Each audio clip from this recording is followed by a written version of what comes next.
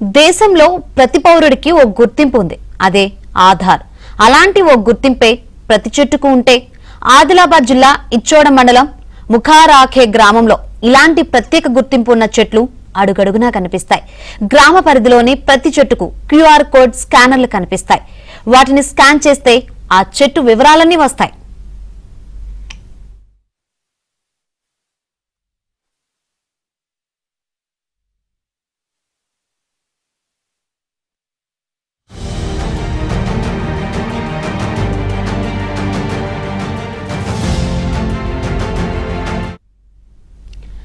చెట్టు గుర్తింపు నెంబర్, చెట్టు రకం, మొక్క నాటిన తేదీ, సంవత్సరం, వయసుతో పాటు వాతావరణం నుంచి ఎంత కార్బన్ డయాక్సైడ్ తీసుకున్నదో సకల వివరాలు కనిపిస్తాయి.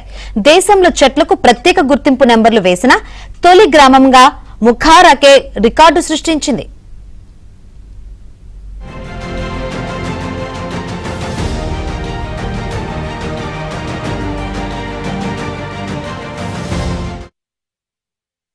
ఎక్కడ ఖాళీ స్థలం ఉన్నా రోడ్ వైపు కావచ్చు, లేదా ప్రభుత్వ స్థలం కావచ్చు, గవర్నమెంట్ ఏదైనా ఆఫీసులు కావచ్చు, ఏడంటే ఏడ ఖాళీ జాగా దొరికితే ఆడని చెట్లు నాటడం జరిగింది. నాటడమే కాదు, పూర్తిగా చెట్లను కాపాడడం జరిగింది. దాదాపు 1,00,000 పైచిలకు చెట్లను ఈ రోజు వరకు 5 సంవత్సరాల కాలంలో పూర్తిగా చెట్లను కాపాడుకోవడం జరిగింది.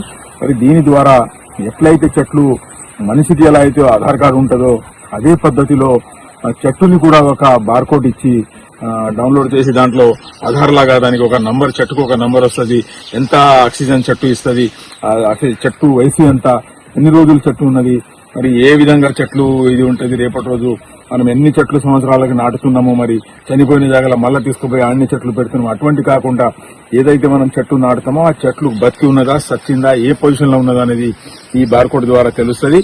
ఈ బార్కోడ్ ద్వారా మనం ప్రతి చెట్టును, మన గ్రామంలో ఉన్న చెట్లను మనం ఎక్కడైతే గవర్నమెంట్ ప్లేస్ లో ఎక్కడెక్కడ నాటినామో ప్రతి చెట్టుకి ఈ విధంగా ఆధార్ కు మనిషికి ఎట్లా ఆధార్ ఉంటుందో ఈ చెట్టు కూడా ఒక నంబర్ వస్తుంది.